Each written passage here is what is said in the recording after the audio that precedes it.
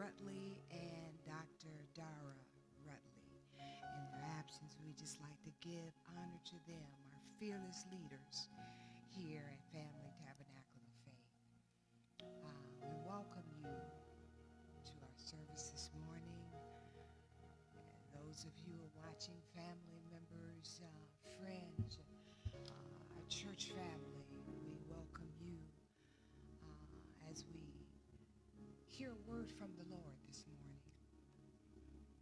And I just want to give homage to my family, my husband, in their absence, and just mainly just giving God the glory. Hallelujah.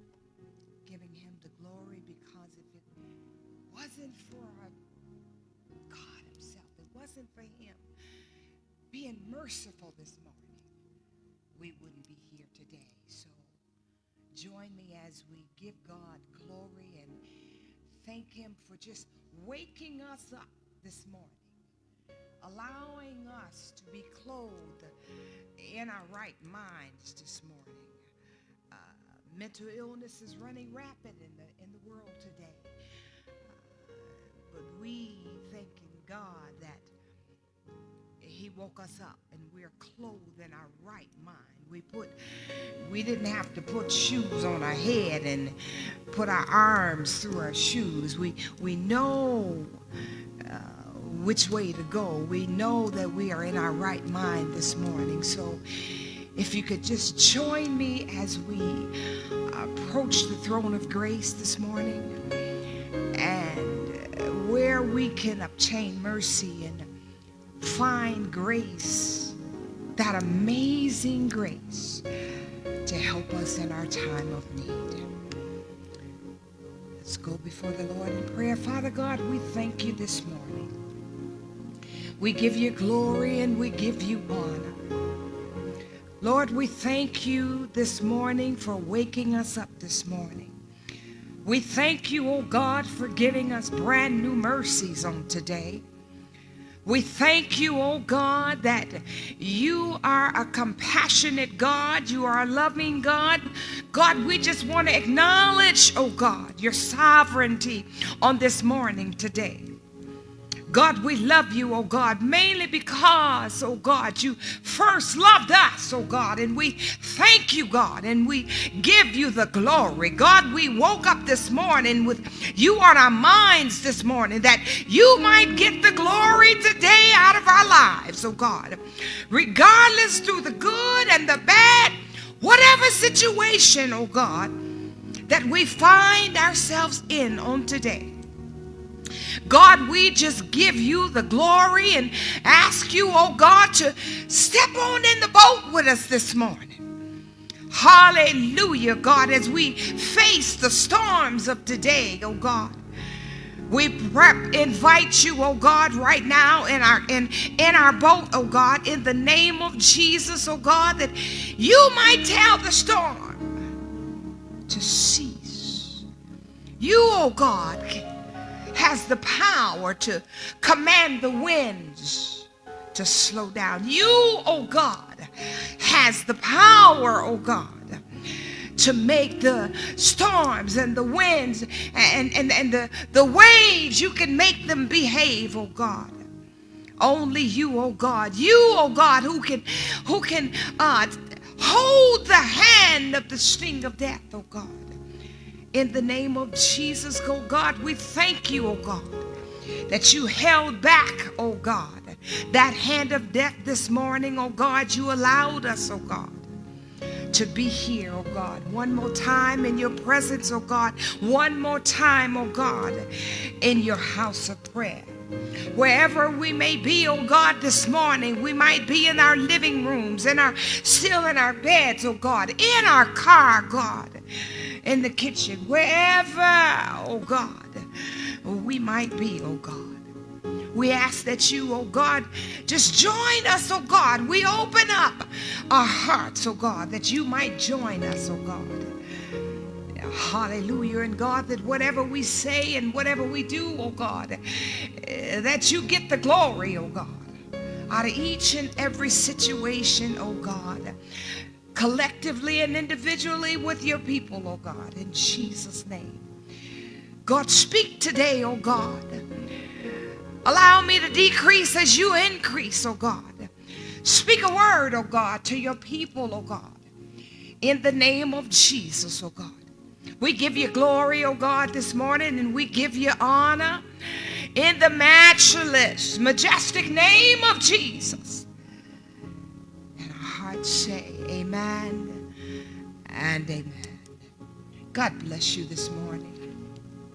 We welcome you this morning to join us as we go to scripture this morning, and we talk about in Mark chapter 6, and we're going to start at verse 45 and go down to 52. I'm going to be reading from the Living Translation, and it reads as such: immediately after this. Here they're talking about right after Jesus had fed the 5,000 men, not including the women and children, with 2 fish and 5 loaves of bread. And as the word continues, it said Jesus insisted that his disciples get back in the boat and head across to Lake Bethsaida while he sent the people home. After telling everyone goodbye, he went up into the hills by himself to pray. Late that night, the disciples were in their boat in the middle of the lake, and Jesus was alone on land. He saw that they were in serious trouble, rowing hard and struggling against the wind and the waves. At about 3 o'clock in the morning, Jesus came toward them, walking on the water. He intended to go past them, but when they saw him walking on the water, they cried out in terror, thinking that he was a ghost. They were all terrified when they saw him. But Jesus, he spoke to them and at once, and he said, "Don't be afraid. Take courage.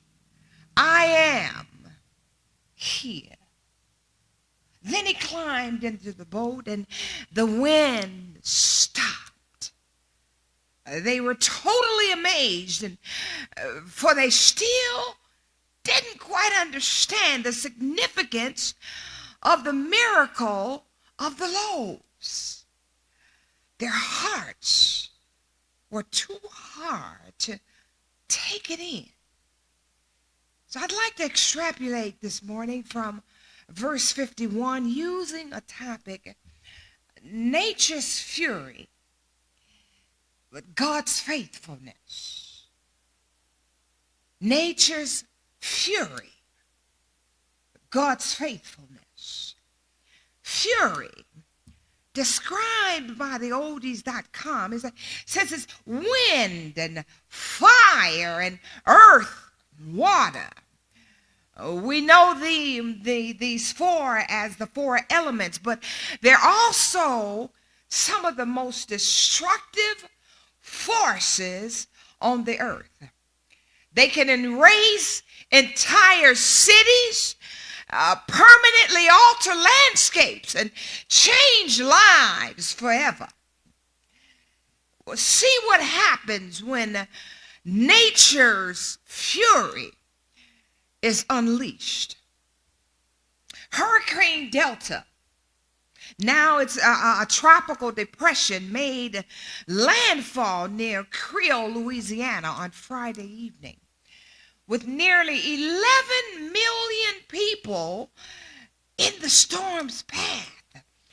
And more than 600,000 power outages were reported across Texas, Louisiana, and Mississippi early Saturday afternoon as the storm's remnants moved further inland.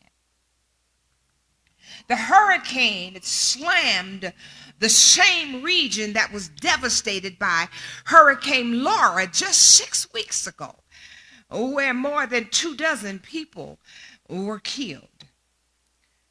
Per the perspective of some meteorologists, hurricanes have a way of cleaning out the atmosphere, which makes one think, could this be part of the reason that God allows storms to happen in our lives?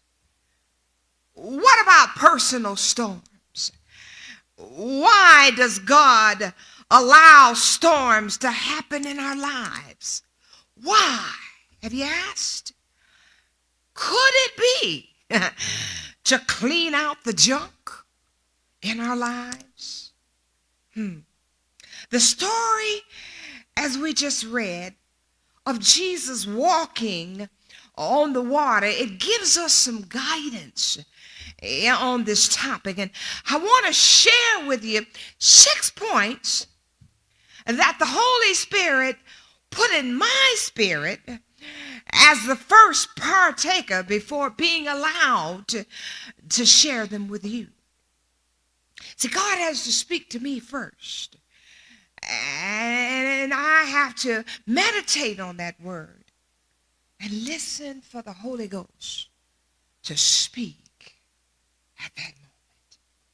So our 6 key points here. First one is, Jesus watches over us even when we are unaware. Jesus watches over us even when we are unaware. The word struggle in verse 48 carries an idea of one battling and wrestling or fighting. Where was Jesus while they were fighting for their lives? He was watching them, fully aware what was taking place.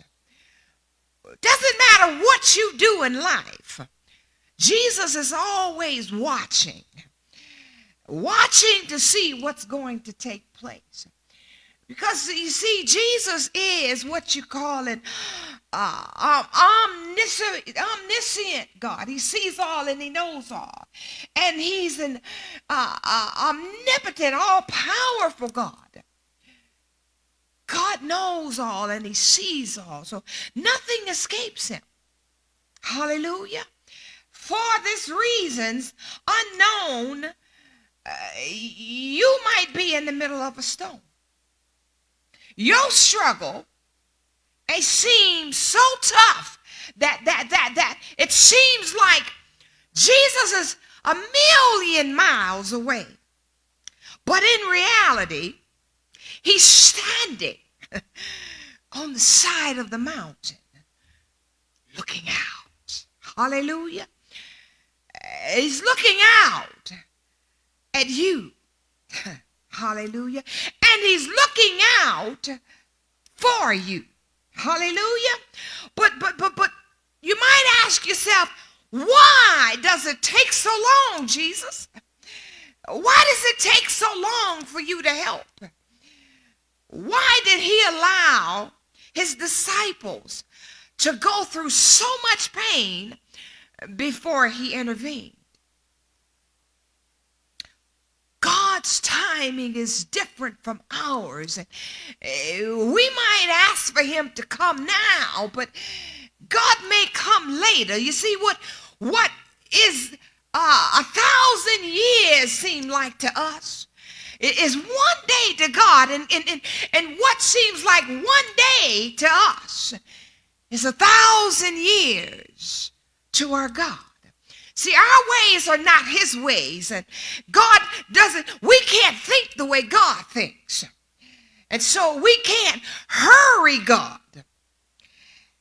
You see, God, We can call him up anytime, and he's never too busy. However, we serve an on-time God. He may not come when you want him, but he's always on time. Hallelujah. Always on time. Our second key point is that we have to reach the end of our own strength before we will allow Jesus to take over. Does that seem familiar? We have to reach the end of our own strength before we will allow Jesus to take over. Nowhere in the story here do you see the disciples praying or crying out to Jesus for help. Wow. They just kept on rolling and doing things their own way and wearing themselves out. How many times do you, in your own strength, try to handle the situation yourself in your flesh and seem to mess things up? And you don't seem to think that God, being God all by himself, you don't stop to call on Jesus to invite him into your situation. Because sometimes we say to ourselves, God, just hold on, Jesus. I got this one. That's when we want to do things our way.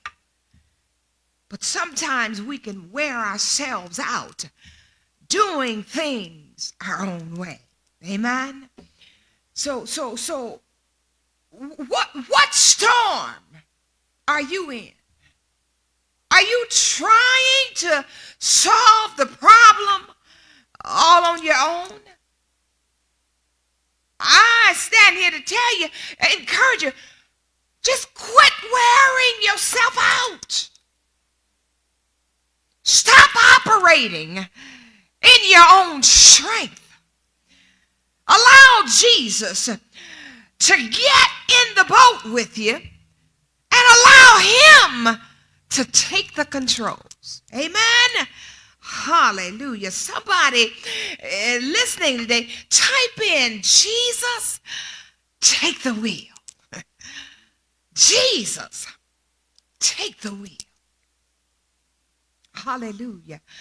My third point is Jesus, he waits to intervene so that we will recognize him when he does intervene. I'll say that again. Somebody didn't get it.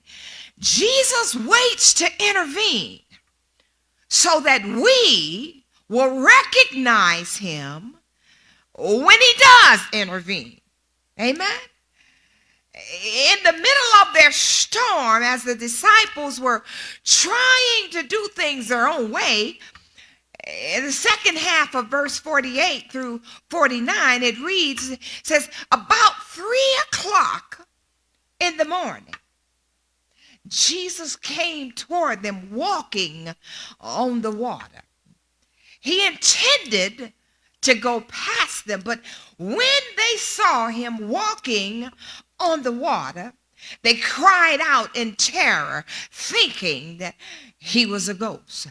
You see, Jesus was not trying to walk by them without being seen. He wanted them to see him. Rather, he was just walking towards them.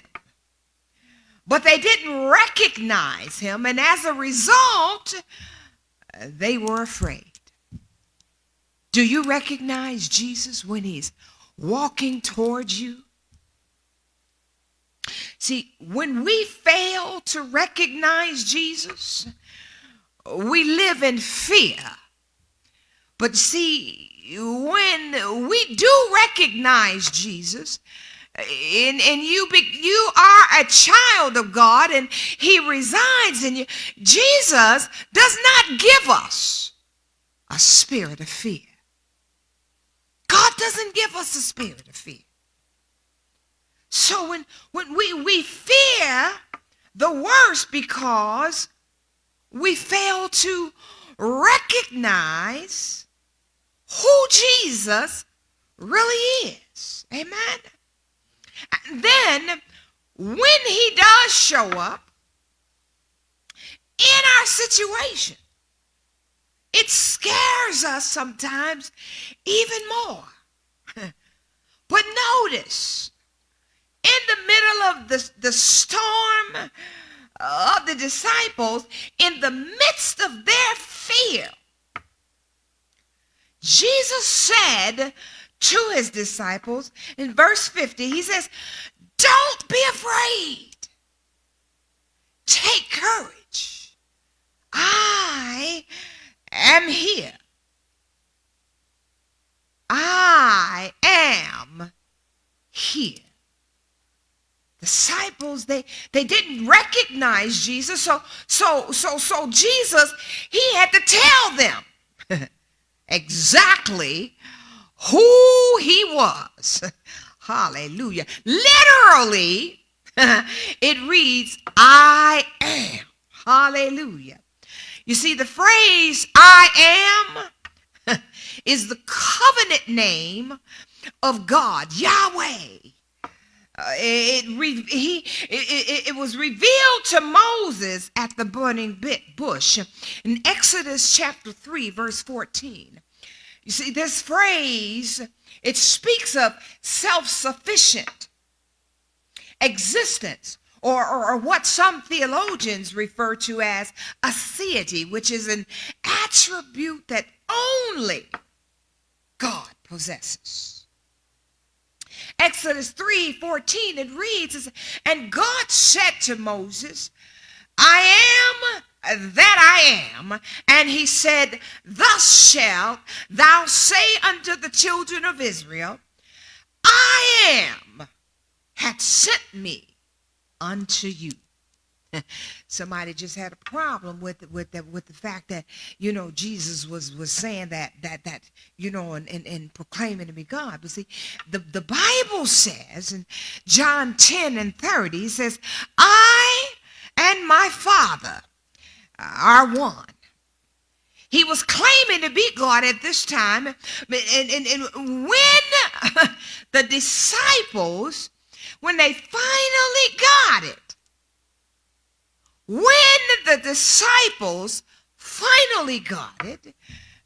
the storm died down. Once you get it, Jesus is God, your storm becomes nothing but a shower. Somebody say amen. Hallelujah. However, until you invite Jesus to climb into your boat, until you invite him in and allow him to take the oars of your life, you will always be at the mercy of your storm. Until you invite Jesus into your boat, until you allow him to take control of your oars, you will always be at the mercy of your storm. You see, the storms of life, it might blow you off course, but don't worry, my brother. Don't worry, my sister, because right now, hallelujah, in the midst of your storm, Jesus is walking. Oh yes, he's walking, and he's walking towards you. Hallelujah. You got to know that. But see, the thing is, you've got to recognize who he is. Amen? Amen. You've got to recognize who Jesus is. Allow Jesus to come aboard. Hallelujah. And when you allow Jesus to come aboard, see, the direction that you were going in will become the destiny that Jesus has just for you. Somebody didn't get that. I don't know who I'm speaking to, but I need to tell you that the direction that you were going in will become the destiny that Jesus has just for you. But only when you allow Jesus to come aboard. You see, it seems like it's one thing to be in trouble and be in the midst of a storm, but see, and you're in it all by yourself, and sometimes you feel like there's no way to turn, and I'm all in it by myself, and nobody seems to care. But see, this is the thing.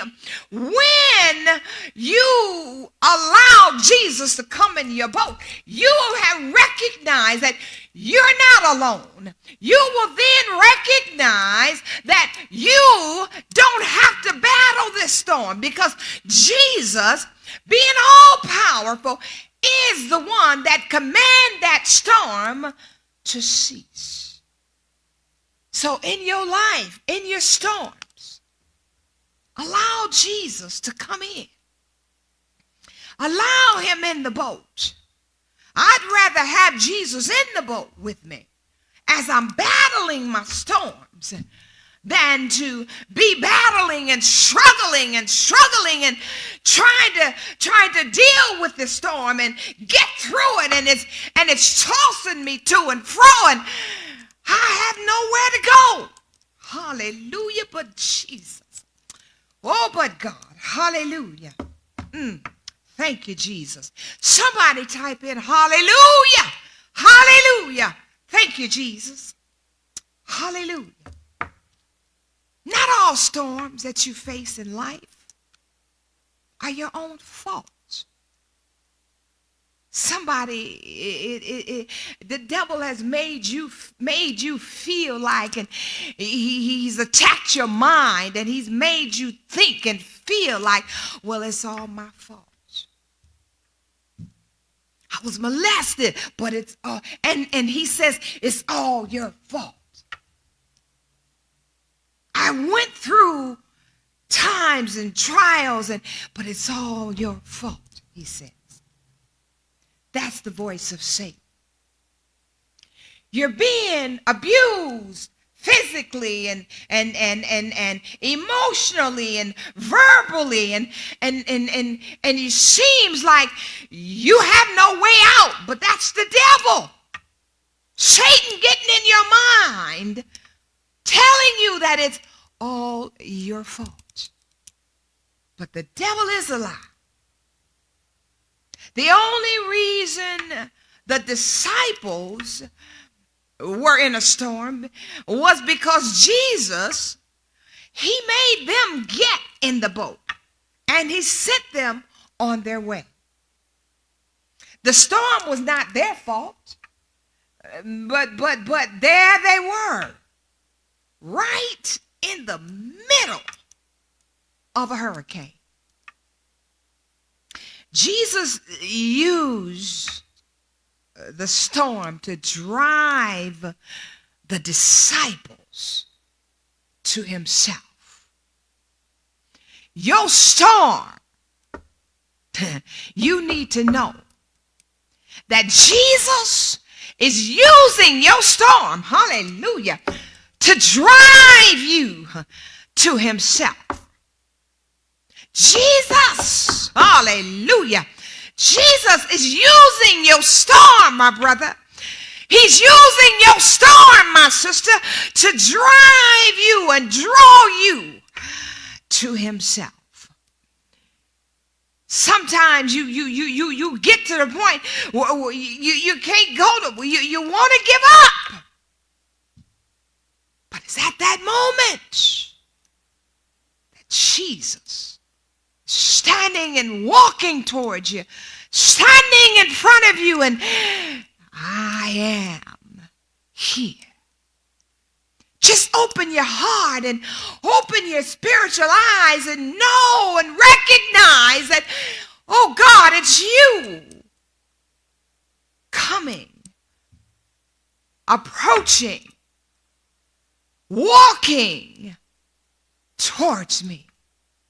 I recognize you, Jesus. Oh, thank you, Lord. Come get in the boat with me, oh God. Take over the oars. I'm tired. I've struggled. Now I give it all to you, oh God. I cast all my cares on you, oh God. Hallelujah.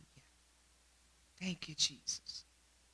Sometimes things happen in your life in which you have no control over.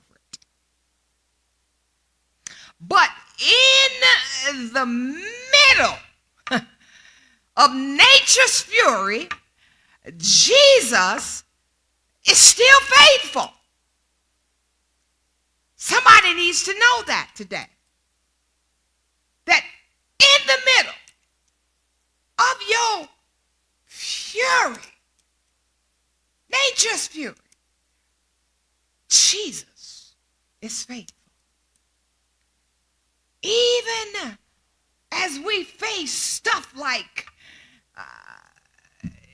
corona and this virus, one thing about it is, I don't know, you might have been attacked by this virus, and you may not have.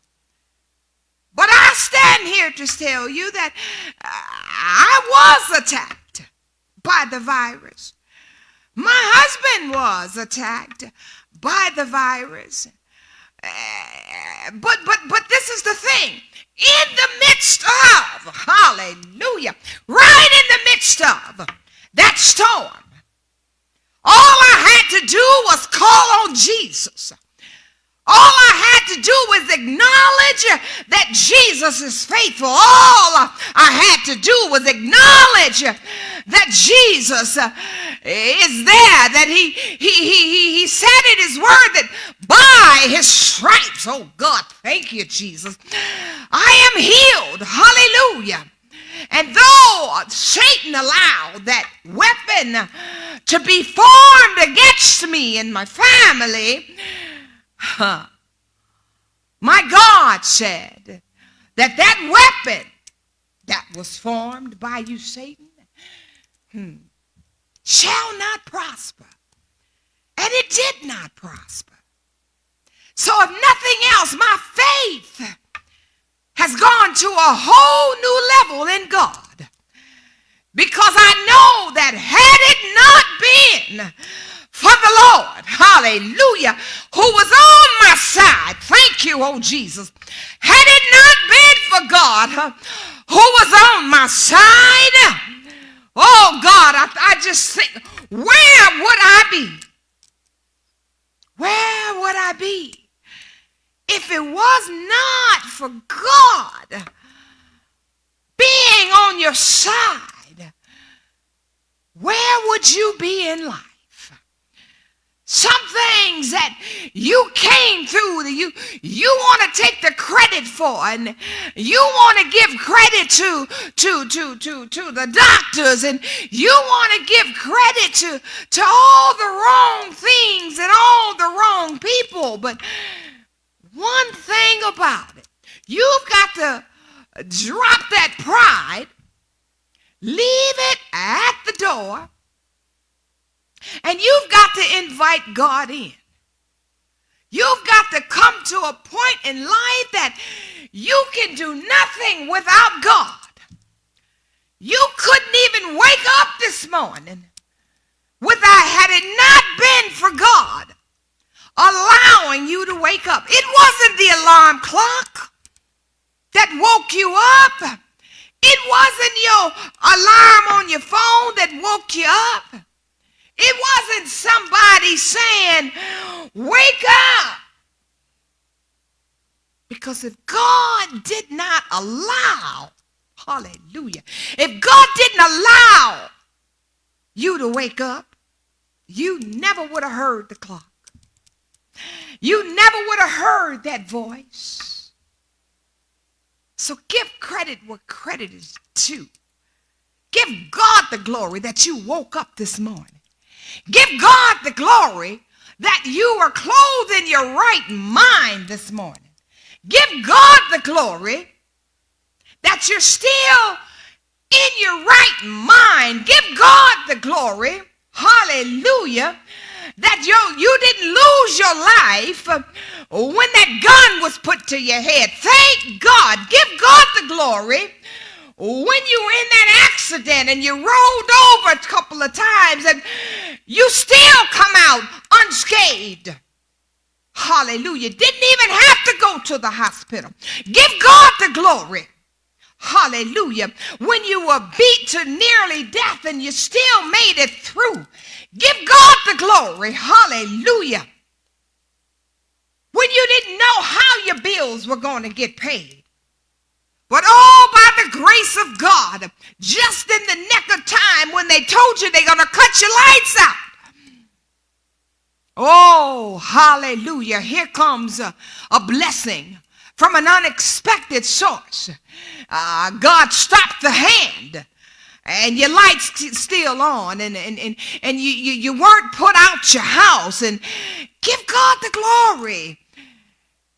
Whatever situation you're in this morning, whatever that situation is, give God the glory out of it. Find a way to give God the glory. And if you don't know, go before God and ask him, oh God, how can I give you the glory out of this situation?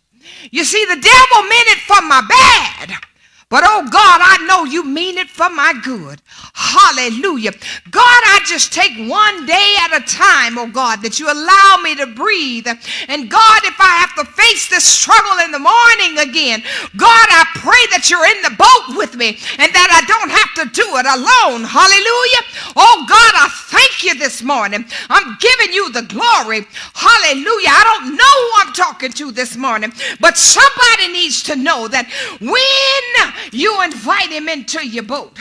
Hallelujah. When you allow, hallelujah, him to take control, oh God, you can control some things. You can control your attitude. You can control your reaction. You might not can control the situation. You might not can control the storm as it's raging in your life. You might not can stop the hurricane from tossing you to and fro. You might not be able to stop that tornado. But one thing about it, God is the one that is in control. Hallelujah. God is the one that is in control.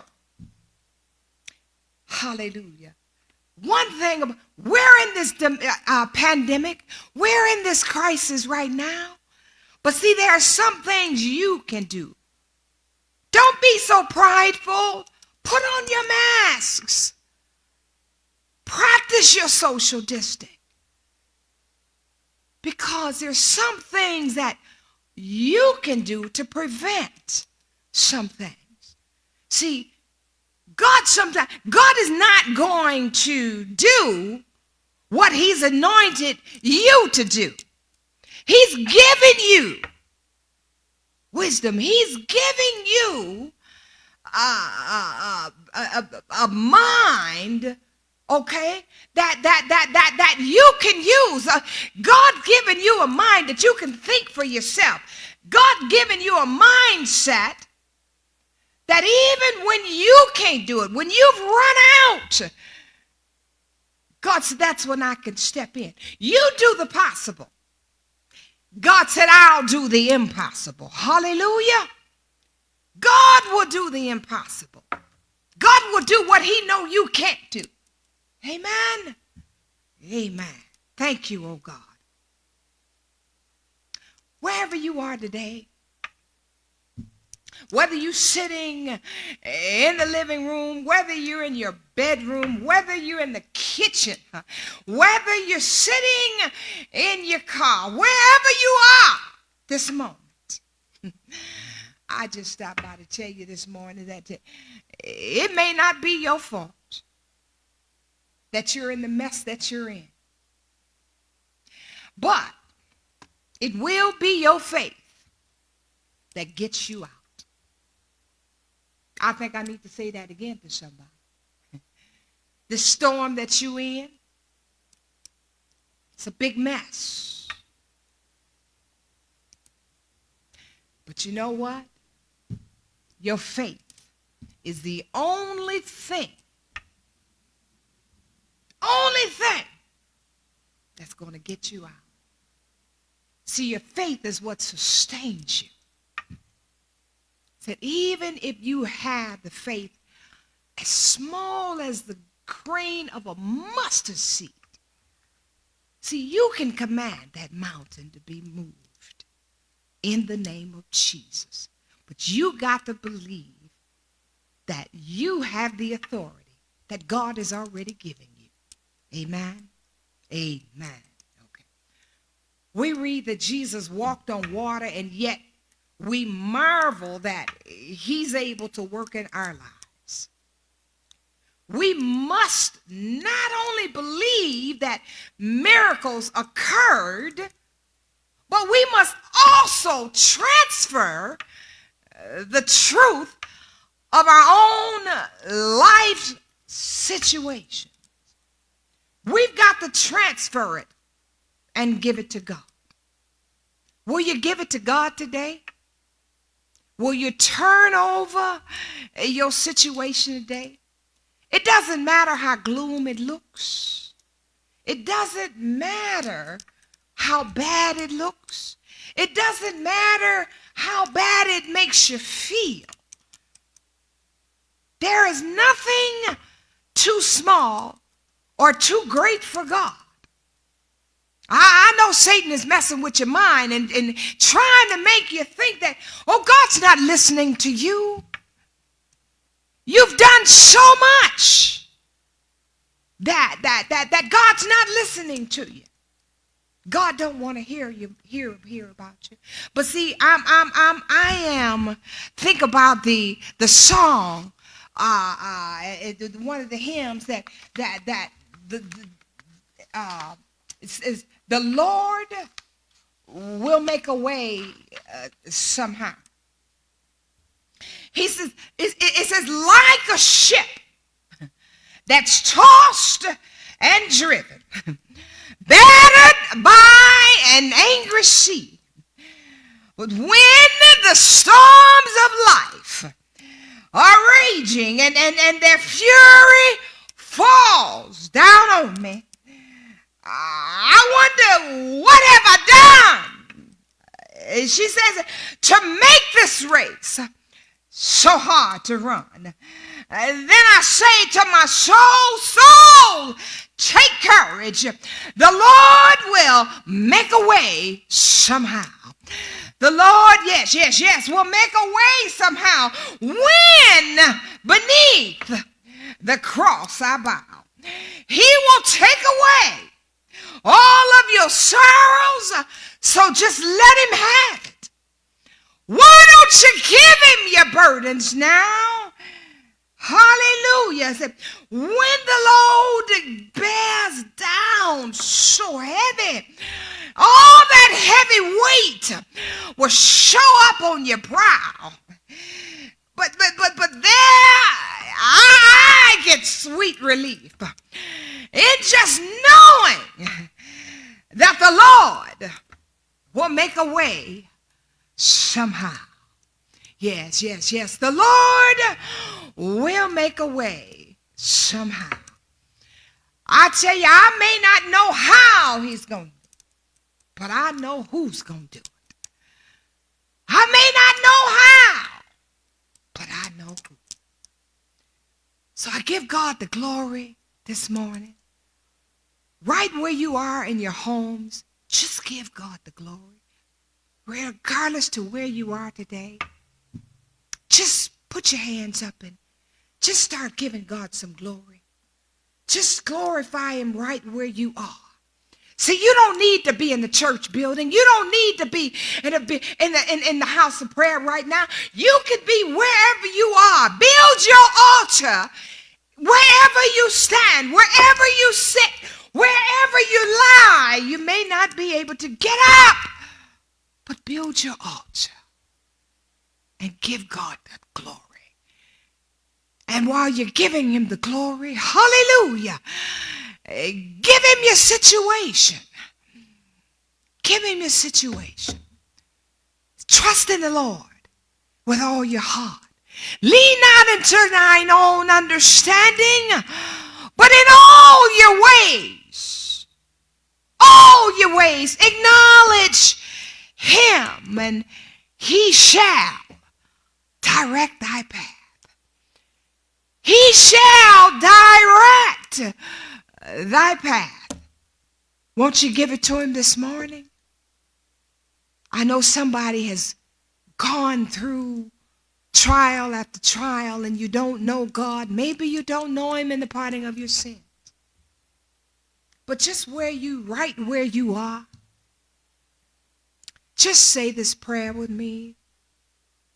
Father, in the name of Jesus, I know that you came that we might have life and have life more abundantly. But I'm asking you, oh God, I want to be saved. I want to repent right now for my sins, oh God. And I'm asking you, oh God, right now to save me, oh God, with your saving grace. I turn it all over to you, and I believe in my heart and I confess with my mouth that you are Lord, Jesus is Lord,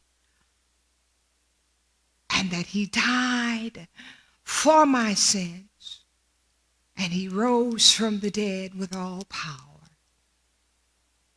If you've prayed that prayer, just say amen. Say amen. You are saved, and don't let nobody tell you that you're not. You belong to Jesus. Now the work begins. It begins in your mind, in your heart. You're studying.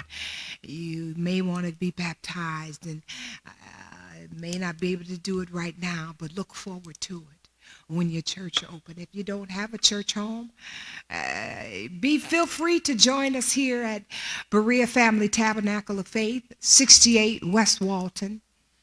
Feel free to come here. Feel free if you just want to call and just talk and want to be just ministered to. Right now, and we want to, in our giving, if you'd like to give today, you can either download the app of Givelify and look up the name Berea Family Tabernacle of Faith, or either you can go directly to our website, which is www.experienceberea.org. And you can go online, and in the top of the screen or to the right, it'll say online giving, and just follow the prompting. If you want to bless this ministry and God's laid it on your heart, feel free to do so. And we pray for you and your household. We pray for your health, your strength. We pray that God will bless you back, give back to you tenfold, pressed down, shaken together, and running over. Shall he give unto the bosoms of men. So I give you the glory, O God. We give you the honor in the matchless name of Jesus. Let every heart say amen and amen. God bless you. May God keep you. May he sustain you. In Jesus' name, we say amen and amen. Go and be blessed today, my brother and my sister. Be blessed in Jesus' name. Invite Jesus in your